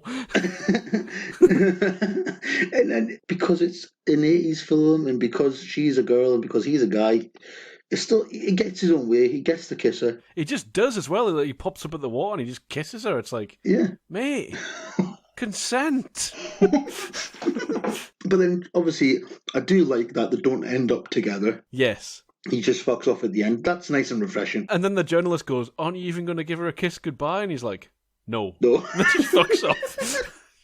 Like, okay, whatever. But the thing is, like, that's the thing with this, right? If you aren't going to, like, well done, you bucked the trope of the love interest in these type of films. don't have a fucking love interest. Just have a woman who's not a love interest. Yeah. And you don't have to, beautiful ladies in emergency situations. You don't need to be rescued. Let them rescue themselves. I mean, she does get a little bit of agency at the end when she breaks out of the coma and stuff like that and starts trying to help a bit, but she is just helping. She's only serving the male character. Cool that, you know, like Kim Cattrall's character is a lawyer. That, you know, and she gets it. She wants to be in that situation. She kind of wants to figure out what's going on as well. But then again, she just gets kidnapped and then she has to be rescued as well. So like, almost. I mean, different times, and we shouldn't judge everything by today's standards all the time, because that's how we get into trouble and things like that. I know, but it's... yeah, you can. That's why you have to sort of give these things a pass, because we can't change them now. Yeah. and they were hilarious, and there's a lot of fucking really good elements in it. But I think we're into the negatives now, because I haven't got anything on my positives list. But thanks, Brian. This was a fucking amazing thing to just rewatch. I've always loved this film, and it was great to actually take a sort of more critical eye to it and stuff. Yeah, and it put me in a good mood this morning, which I needed to be. So that was good. Cool. I'm glad you liked this one then. Bad things, I've got gun sound effects. Yes. Now, I watched this before I watched The Thing, and The Thing had like realistic good gun sound effects. This sounded like, what were they using in Foley? Now that you've said that, I remember there was one gun in particular where it was focused on one gun, sounded really weird. It was quite hollow sounding. It was a bit odd. Aye. It just stood out from like the other sounds. It was really, now that you've said that, there was the scene in the alley fight near the beginning when they all whipped guns out. I actually wrote down bringing knives to a gunfight and bringing guns to a lightning and magic fight. But yeah, now that you've said that, I remember that. I know it was one gun in particular sounded a bit odd, but yeah. It was one gunshot that really pulled me out of it, and I'm like, hold on, these guns sound weird. And then everyone after that just sounded weird, and I'm like, what am I doing here? This has really pulled me out of it. And we briefly touched on it, but there's at some point where someone teases him for having a crush on a woman, adults crushing on each other. I'm an adult now. Well, I'm older than a child. Yeah. And I've never said to anyone in my entire life, I have a crush on such and such. Or no one's ever said to me, do you have a crush on someone? Maybe it's just not part of our lexicon, I don't know. It sounds a bit weird when adults say it. You said that, yeah. You get away with it in Saved by the Bell, but it sounds weird in this. But yeah.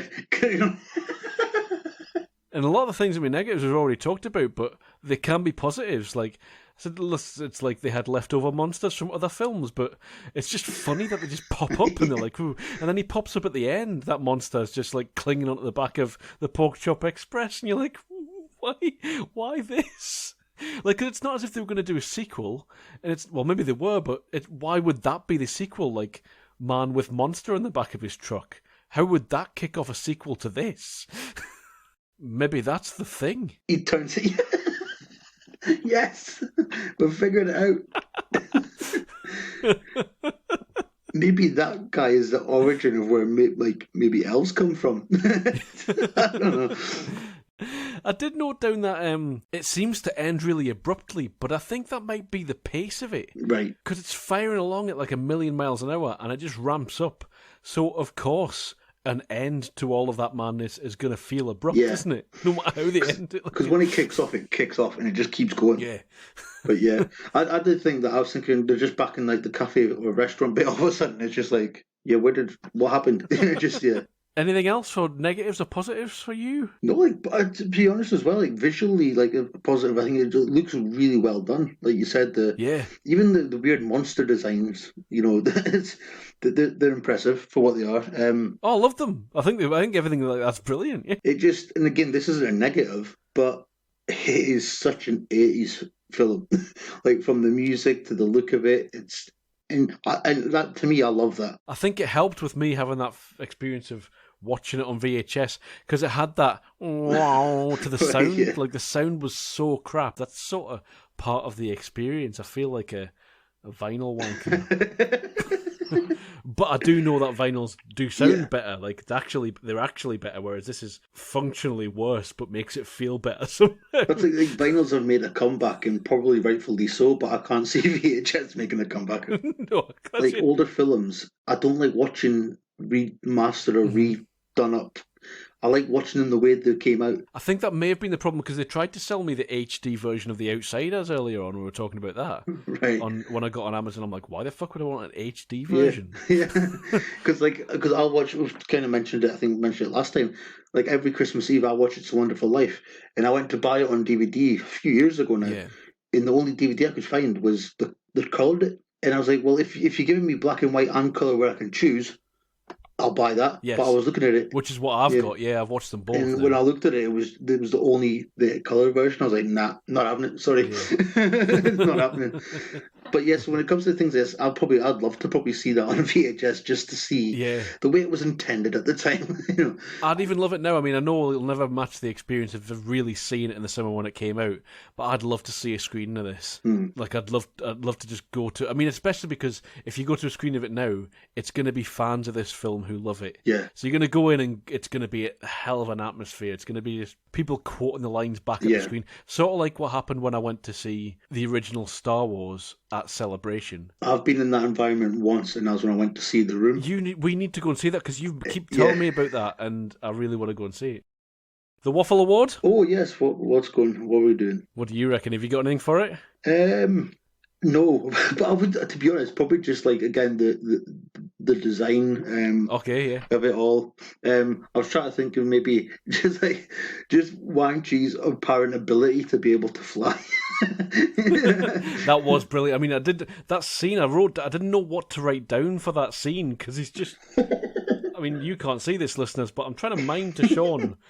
He's just flying sideways through the air, just like trading sword blows. So maybe my ideas were just ridiculousness. Yeah. Just give that an award. Yeah. Or racial ignorance. Yeah. I think just as an equal balance, we should give one to ridiculousness, racial ignorance, and Asian women don't speak. Anti-feminism. Just so we call out those things and acknowledge that only the white women can speak, and when they speak, it's really shit. But yeah, that scene, maybe that scene as well. Yeah, fucking brilliant. Some reviews. Aye. I'm really looking forward to hear what the reviews are for this. I'm just going to sit back. Well, the thing is, like, usually in the best of the worst, we're really sort of looking at poorly reviewed films and things like that. And this wasn't well received when it came out, but it got a cult following, and it's difficult to find like bad reviews sort of thing and things like that for our funny ones. But I'll give it a bash. Rotten Tomatoes, this is at 75%, so probably the highest best of the worst we've ever done. Yeah. The consensus is brimming with energy and packed with humour. Big Trouble in Little China distills kung fu B-movies as effectually as it subverts them. It's not enough, is it, for this? That really doesn't. I mean, that thing on the VHS case, that tells you what you're into. That does. Even just that bit on the front with monsters and ghosts and stuff like that. But Hal Lipper of the Tampa Bay Times says, a campy, convoluted series of outrageous adventures that careens through an imaginary world for 2 hours before depositing you back breathless in your seat. Yeah. Which is what it is. Yeah, that is what happens. It is an experience of a film. It like is. You say. It is. Roger Ebert. Oh. It's a while since we've done him. Yeah. I don't know, maybe not, because I think I did him last week. But Roger Ebert. I've just taken snippets because it was a long review. I read the whole thing and I just tried to pull out his just consensus. So I'm sorry, the late, great Roger Ebert, for cutting down your review, but this is what I think you were saying. The first 30 minutes of the movie give me lots of hope, but then, gradually, the movie begins to recycle itself. The movie stars Kurt Russell as Jack Burton, a truck-driving adventurer in the Indiana Jones mode. Special effects don't mean much unless we care about the characters who are surrounded by them. And in this movie, the characters often seem to exist only to fill up the foregrounds. It will be interesting to see how the Chinese stereotypes in Big Trouble in Little China are received by the Asian American spokesman who condemned last year's Year of the Dragon. This movie is straight out of the era of Charlie Chan Fu Manchu, with no apologies and all of the usual stereotypes. So, I was saying earlier on that we shouldn't judge it by today's standards, but it seems that even then, people recognise these things in this film. Yeah, people may have recognised them, but they still did them. And like a true white, insensitive man, I didn't actually look up what the Asian community said about this. I'm just going to take Roger Ebert's word, another white man, because that's what's important, isn't it? I'm sorry. What do you reckon to Roger Ebert's statements and anything else on that? Or? Yeah, I get it. I get what he's saying. What was the one he was comparing it to? Year of the Dragon? Year of the Dragon, yeah. I don't know if I know that, so I can't really... He also compared it to Indiana Jones as well. Yeah, Kurt Russell's Indiana Jones. Kurt Russell auditioned to play Han Solo. Yeah, he did. Yeah, I think everyone did. Yeah. So we've got another one from Guillermo Lido. Stupid, awesome, dumb, fantastic, ridiculous fun. That is it. That is it. I quite like that one as well, yeah. Alex Sandel of Juicy Cerebellum. This is the full review, by the way. I clicked on it just to try and read the whole thing. I was like, it doesn't seem like a lot of words for a full review. I really hated this.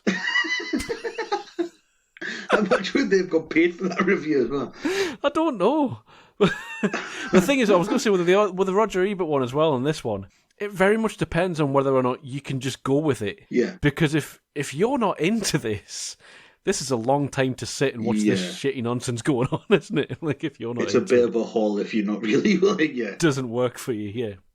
Eleanor Ringel Carter of the Atlanta Journal-Constitution. I'm loving these names and these, like, I'm waiting to hear from Variety or from the Hollywood Reporter. No, I'd pick out the obscure ones. Carpenter and his lively cast seem to have such a good time that the easiest thing to do is relax and enjoy the ride. In a way, this is the movie Escape from New York was trying to be, but never quite managed to pull off.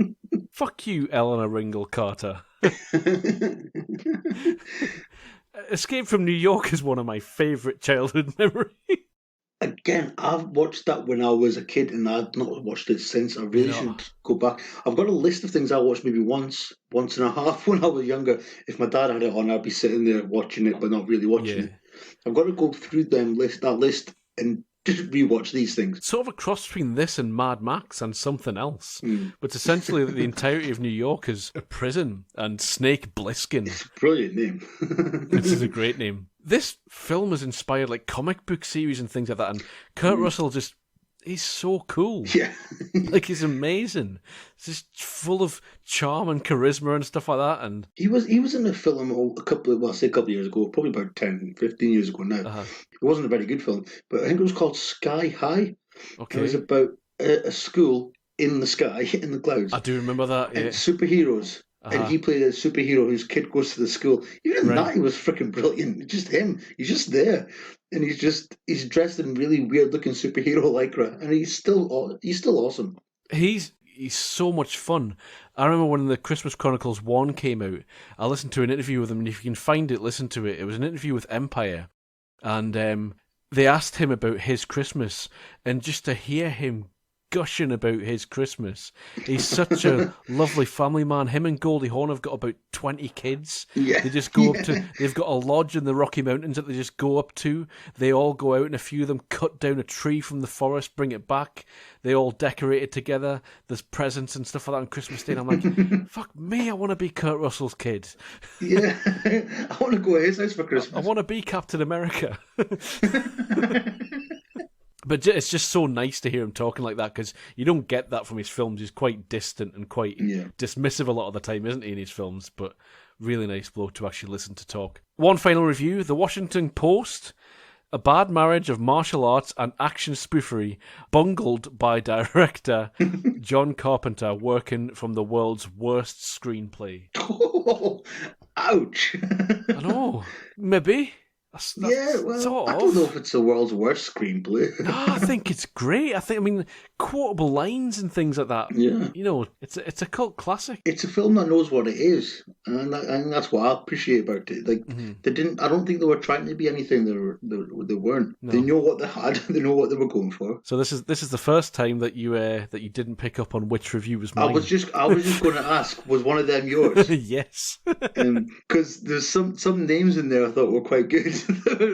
I don't know, because you give a name to this time. Yes, I disguised it because usually you get it because it's the one that I don't announce the name in front of. But yes, I was just going through it. Tell me some of the names again. I'll see if I can pick out just from the name. I'm not Roger Ebert. Well, no. I think that's actual Roger Ebert. So, but I might disguise myself as Roger Ebert at some point. Michael Scrago, Hal Lipper, Roger Ebert, Guillermo Lido, Alex Sandel, Eleanor Ringel Cater, and the Washington Post. I didn't write down a name for the Washington Post. Was there a name of the Washington Post? There may have been. Right, well... Or maybe that's me. Yeah. A bad marriage of martial arts and action spoofery bungled by director John Carpenter. Do you think that sounds like me? No. Me neither. I think it's either Hal Lipper or Guillermo. It's Guillermo. Guillermo Lido. Good guess. William. Yes, aye, that's it. I'm glad that worked. So we got close. Yeah, it was good. What was obviously if it's long, don't. So, what was that review? The review I wrote was stupid, awesome, dumb, fantastic, ridiculous fun. Yeah. Yes, so that's us. Anything else on this, or should we just thank Brian? Yes, thank you very much, Brian. Brilliant. I think it was a lot. It's a while since we've done like 3 films. Have we done 3 films? We probably haven't done 3 films. We've done a few, yeah. Or sometimes we've done 4. Have we? Fuck. Remember back in the days when we used to do film review, best of the worst, and then 2 tips? Yeah, yeah, and the series. Still shorter than this. What were we thinking? a great selection. And I just love the fact, even though it wasn't quite the one I'd watched, I love the fact I got to watch The Outsiders again. And watch these 2 films that I'm more than aware of, but never watched yet properly. Yeah. And I really do have an appreciation for The Thing, which I didn't think I would ever have. So I really, really enjoyed that film. I absolutely agree. The Thing really surprised me. Again, these were all rewatches apart from The Outsiders for me, and it's a shame that we didn't get that original one because I think a lot of the negatives that I had were with this version of it. So right, yeah. But these were all rewatches for me. But damn glad I got to rewatch them and just taking notes whilst watching these things. I think, especially for fucking Big Trouble in Little China, that made it more fun. Yeah. Actually, trying to write down what the fuck was going on or what we were going to talk about was impossible. Real challenge. Yeah, I kind of gave up like maybe 3/4 of the way through. I just watched the film. But yeah, again, that's one like again I've been aware of. Mm-hmm. And I might have seen a little bit of it when I was younger, but I've never really wanted to watch it. It is what it is. It's just a film. Yeah. And now I own it, and I'm glad I do. And you can watch the commentary. Yes, I will be doing that when I get 5 minutes. So I absolutely thank you, Brian. And if you listeners, if you've got this far, why not do the same as Brian did, and you can have your OnlyFans episode of the Waffle Podcast. Are you ready for a tip, Sean? Oh yes, tip. Had you forgotten about that? To be honest, I had, yes. So once again, I've got a few in front of me, but I wanted to wait until the end to give you this one, just because I didn't know how Big Trouble in Little China was going to go. Right. Now I know how Big Trouble in Little China's gone, I'm going to give you the tip that I'd hoped to give you. Tell me if you've already seen it, but this week you are watching Kung Fury. I think I know of it. Have I watched it? A short film, half-hour film. Oh, I know about this, yeah. David Hasselhoff has that amazing freaking song to it. Yes. Have you seen it? Because I followed the Kickstarter thing for it. Okay, yeah. Did I watch it? Well, that is the question. Did I watch it? I'll watch it again. Because I can't remember if I did watch it or not. You know what? Even if I have, I'll watch it again. I'm easy. Yeah. I think it'll be fun to review anyway. Yeah. After having done this, and it's a nice short one, so you haven't got to do too much. Yeah. So it's only half an hour. Yeah, I do remember the whole thing of this, and I do love David Hasselhoff's song too. I can't remember what it's called now, but it's freaking brilliant. So Kung Fury, and Brian, since it's your episode, this is a tip for you too. Yes. Since you tipped us, or you give us all this information that we had to do reviews on, I think that you will get a lot out of Kung Fury. Yeah. It's directed and written by David Sandberg. And it was a 2015 short film. It stars him too. It does star him, yeah, he's the main character. And it is absolutely fucking ridiculous. If you like Big Trouble in Little China, this is basically inspired by all of that type of film. You know, it's your 80s film with arcade games, it's time travel, computers on your wrists, skateboards, flipping cars over with a skateboard, Nazis, dinosaurs, Thor. Like, it's ridiculous and hilarious and also brilliant. Very similar tone to Big Trouble in Little China. True Survivor, that was the song that David Hasselhoff True did. Survivor, it was. Yeah. The Hoff is in it as well. You see the Hoff, I think, is he the voice of the car? I think he might be, yeah. So yeah, any listeners, and Brian, if you haven't seen this, it's free on YouTube. Treat yourself. It was released in the hope that it would become a full-length feature film, but it never really sort of came to be, and I reckon it would be difficult to spin out into an hour and a half to 2 hours. Really, only Big Trouble in Little China can do that. Well, looking at Kung Fury 2, again, it's by the same guy. The cast he has got for that. Oh, the thing is, it went nuts. It went absolutely tits. It was a Kickstarter project, and it just went through the roof. He's got Arnold Schwarzenegger, Michael Fassbender, Alexandra Shipp, I know her, can't think of why, David Hasselhoff, that's pretty much the bigger stars. End of podcast? End of podcast. Well, Brian, this was your episode, and we hope you enjoyed it. We also hope that some of the listeners got some joy out of it. And if you didn't get this far, then fuck you, as we always say. But thanks, Brian, for suggesting all this. This was really fun, and we didn't have to think about what films to watch for once.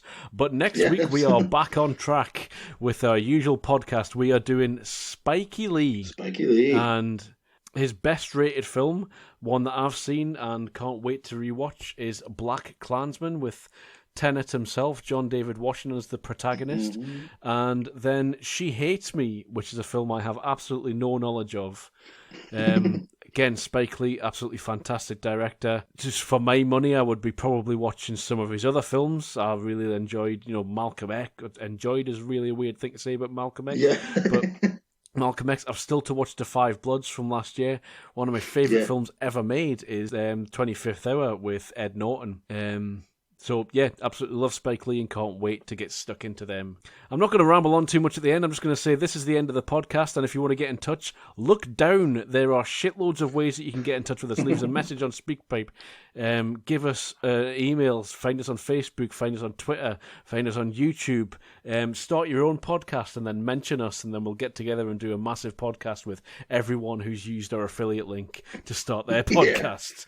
We'll have our own waffly network. Waffle. And as we always say on this, the thing is, it's all in the reflexes.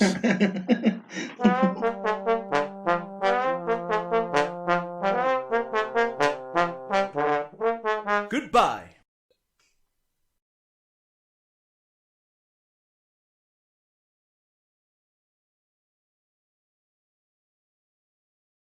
You know what old Jack Burton always says? What does he always say? What does he always say? He always chats on that radio. He's just rambling on, isn't he? I'd be well annoyed if I was a truck driver just listening to his bullshit all the time when I'm driving. I know how you just didn't fucking radio shot of him like, Jack Burton, shut the fuck up. I'm trying to fucking drive you.